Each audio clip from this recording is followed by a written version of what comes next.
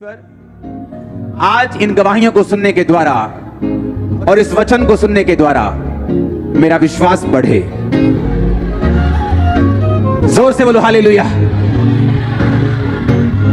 सुनो सुनो मेरी बात, आप मुझे देख रहे हैं, मैं एक विश्वास का प्रोडक्ट हूं। मैं विश्वास की पैदावार हूं। आप समझ रहे हैं? मैं समझाता हूं कैसे। 2004 में जब मैं परमेश्वर में आया, क्योंकि 2003 में 2002 में मैं अपनी पढ़ाई को पूरा करके जलंधर वापस आ चुका था। मेरे दादाजी इनकम टैक्स ऑफिसर थे जलंधर में, और अलग अलग पंजाब में उनकी पोस्ट होती थी। जब उनको कैंसर हुआ तो मेरे घर वालों को किसी ने बताया कि जाओ, ये क्रिश्चियन लोग जो हैं ये प्रार्थना करके कैंसर ठीक करते हैं।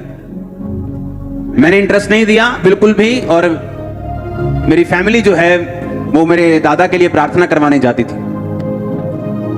मेरे दादाजी की फैमिली ने फेथ नहीं किया परमेश्वर के ऊपर। और उसके बाद थोड़े समय के बाद जब मेरी अपनी फैमिली, मेरे फादर और मदर चर्च जाने लगे, किसी एक छोटा सा ग्रुप होता था, तो मैं गुस्सा करने लगा, ये बोलने लगा कि आप लोग क्रिश्चियन मत बनो, क्रिश्चियन जो है कुछ नहीं है। देखो 24 घंटे मेरे मंदिर में चीजें चलती थी, और मैं बोलता था कि नहीं, क्रिश्चियन नहीं बनना, ये धर्म बदलते हैं लोग, ये ना जानते हुए कि प्रभु यीशु मसीह जो है वो धर्म नहीं, वो जीवन बदलते हैं। आमीन।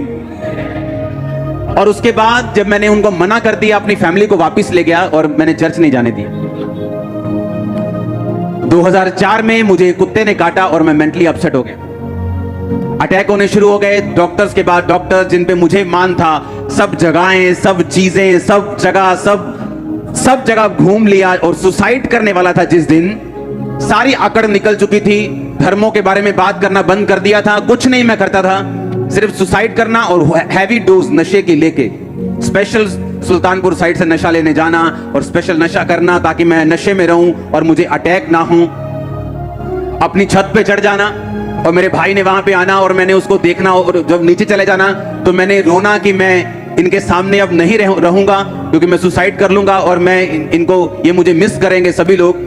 अपने घर में मैं आया, अपने बेडरूम में जाने लगा, क्योंकि उस टाइम मेरा पूरा मन बन चुका था, मैंने कहां जाना है, कौन से फाटक पे जाना है, ट्रेन के नीचे सुसाइड करना है, नशा ज्यादा करके जाना है, पूरा प्लान बन गया। और एक हिंदू व्यक्ति अपनी पत्नी के साथ मेरे बेडरूम में बैठा था। वो उसी ग्रुप से थे जहां मेरे मम्मी पापा जाया करते थे प्रार्थना करवाने के लिए। मैं अंदर गया, मुझे अब कोई इंटरेस्ट नहीं रह चुका था कि कोई क्या करता है, कोई कौन से धर्म में, मुझे मालूम था मैं जा रहा हूं। उन्होंने मुझे बात करनी शुरू की, तू कैसा है, ये क्या हुआ तेरे को, बड़े धागे शागे पूरे बांध रखे, क्या हुआ तेरे को।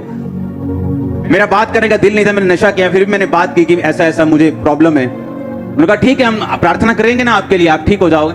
वो पंजाबी बात करते थे, तेरे लिए प्रेयर करांगे, पर ठीक हो जाएगा। मेरे को लगा चलो मरना तो है ही, एक टेस्ट कर लो इनका।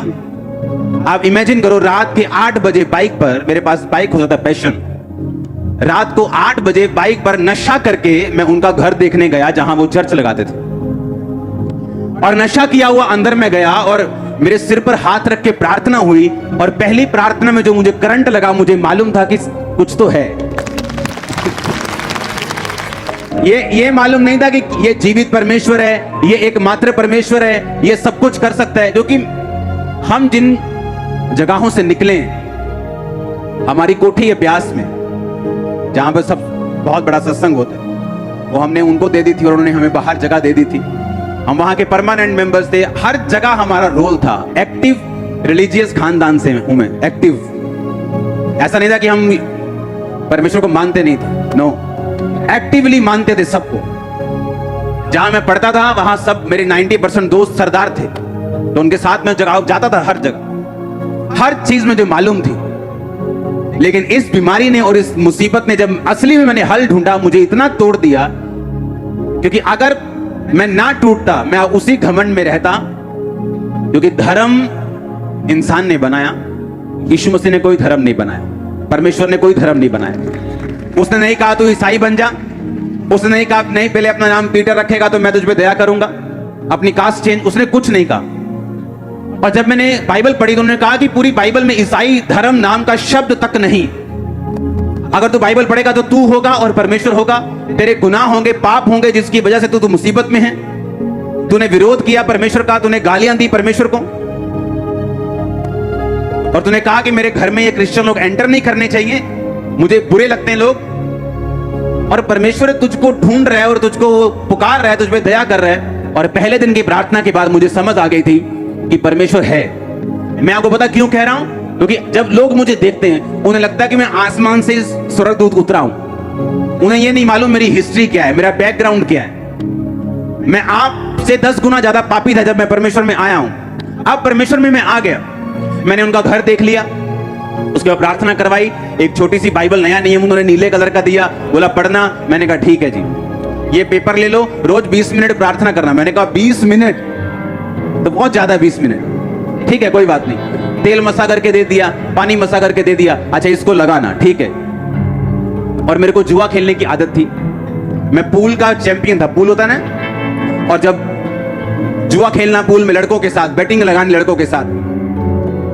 एक शाम मेरी लड़के के साथ लड़ाई हो गई वहां पे जुआ खेलते वक्त, जिसके साथ मेरा जुआ चल रहा था, और मेरा इतना उसके साथ फाइट हुई, मेरा मन किया कि मैंने वहां जाना ही नहीं। और उसी शाम को मेरे को फोन आया जज से, अच्छा हमने ना रोज जाया करना है 5 बजे के बाद, तू तैयार है आने के लिए? मैंने कहा हाँ ठीक है मैं आता हूं, क्योंकि मेरा इधर से मन टूट गया और मैं उधर जाने लग गया। फिर मैंने रोज शाम को चर्च जाना शुरू किया। सुनो मेरी बात, मैं कैसे बदला हूं मैं आपको बता रहा हूं। मैं एकदम से नहीं बदला हूं। मसीह में आने के बाद भी, तौबा करने के यानी पहली प्रार्थना होने के बाद भी कमियां मुझे छोड़ के नहीं गई। उसके बाद हमें बैप्टिज्म का पता चला कि बैप्टिज्म होता है, बपतिस्मा होता है जिसमें आदमी डुबकी लेता है, और उसके बाद परमेश्वर को आप सचमुच ग्रहण कर लेते हैं, प्रभु आपकी जिंदगी में आ जाता है, पवित्र आत्मा आपको भरता है, आपकी जिंदगी से इस तरह से परमेश्वर आपकी अगुवाई करता है। मैंने कहा हाँ ठीक है, वो कैसे लेना है? तब वो बपतिस्मे हर संडे नहीं होते थे, हर हफ्ते नहीं होते थे, 2-3 महीने बाद कहीं 25-30 इकट्ठे हो जाओ तो बपतिस्मा देते थे। मैंने कहा ठीक है मैं बपतिस्मा लेने के लिए तैयार हूं। मैंने अपने दोस्त के साथ प्लानिंग की, मैंने कहा बपतिस्मा लेने से पहले ना खूब शराब पीनी है, जिसमें के बाद तो पी नहीं होगी, अब वो पीना पूरी पी लेनी है अपन। और प्लानिंग कर रहे हैं उसके साथ, और पास्टर आया, बोला क्या क्या बात कर रहे हो? हमने कहा हम झूठ नहीं बोलते थे, सीधा बताते क्या दिल में है, ये प्लान कर रहे हैं हम। कहा नहीं प्लान नहीं करना, ये अभी वायदा करो, छोड़ दी। तभी वायदा करना पड़ा और छोड़ दी। अगस्त में परमेश्वर में आया, सितंबर में वायदा कर दिया, 2 महीने में सब कुछ हुआ। 2 महीने में सब कुछ हुआ। 1 या 2 अक्टूबर को मैंने बैप्टिज्म लिया 2004 में। तब से लाइफ कभी सेम नहीं रही।